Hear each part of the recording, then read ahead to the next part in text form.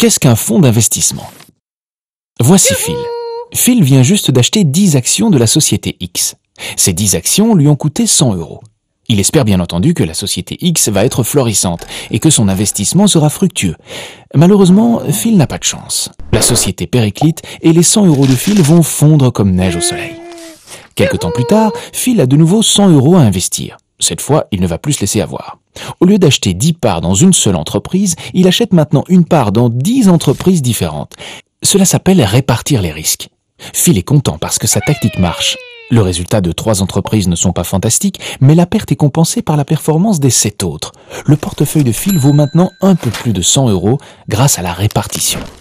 Maintenant que Phil a vu que la répartition marchait bien, il veut diversifier encore plus. Il veut désormais placer ses 100 € dans une centaine de sociétés différentes. Mais il se rend compte qu'il n'aura pas assez de temps pour surveiller, évaluer et délibérer les 100 actions différentes jour après jour.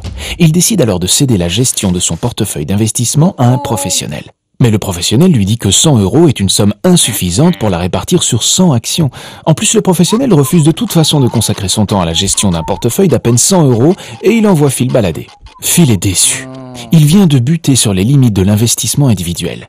Il pense à la façon dont il pourrait tout de même répartir son investissement avec un petit capital de départ, et ce de manière tout à fait réalisable. Par chance, le lendemain, il tombe sur 999 personnes qui ont toutes 100 € à investir, et dans les mêmes entreprises et secteurs que ceux qui intéressent Phil par-dessus le marché. Phil rejoint le groupe. Ils sont maintenant 1000 investisseurs qui ont ensemble 100 000 € à investir. Ils vont ensemble voir le professionnel que Phil avait rencontré auparavant. Le professionnel est maintenant d'accord de gérer le portefeuille mixte de Phil et de ses amis. Cette façon d'investir a un nom. C'est un fonds d'investissement. Voici comment un fonds fonctionne. Le professionnel est ce qu'on appelle le gestionnaire de fonds. Il gère conjointement le capital investi par les acheteurs de fonds, les actifs du fonds. Le gestionnaire du fonds décide quoi, quand et comment les actifs du fonds sont achetés et ou vendus. Bien sûr, en tenant toujours compte de caractéristiques prédéterminées et de la composition du fonds spécial mis en place. Pour garder les choses simples, nous avons dans l'exemple parlé uniquement de parts, mais un fonds peut également être investi en actions ou en obligations, en biens ou en monnaie courante, et ce dans toutes les proportions imaginables.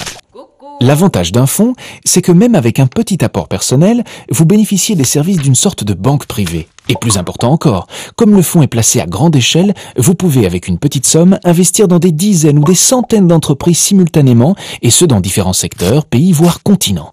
Une telle répartition est impossible pour un individu isolé. Pour vous diversifier encore davantage, vous pouvez aussi investir dans différents fonds, parce que chaque fonds a ses propres caractéristiques, et surtout ses propres risques. Certains fonds ont été établis avec des actions très stables ou de nombreuses obligations. Ce sont les fonds défensifs. Avec d'autres fonds, vous placez votre argent dans des secteurs plus risqués, en espérant un plus grand profit, mais en prenant aussi le risque de plus grandes pertes. Ce sont des fonds agressifs. Conclusion, avec un fonds, vous répartissez davantage vos investissements que vous ne pourriez le faire en tant qu'individu. Et en achetant plusieurs fonds en même temps, vous diversifiez encore votre investissement, sans devoir pour autant augmenter votre mise individuelle. Grâce à rabobank.be, vous pouvez accéder à un tel fonds à partir de 100 €. Donc vous voyez que pour investir, vous ne devez pas être riche. Mais vous pouvez bien sûr espérer le devenir. Bonne chance!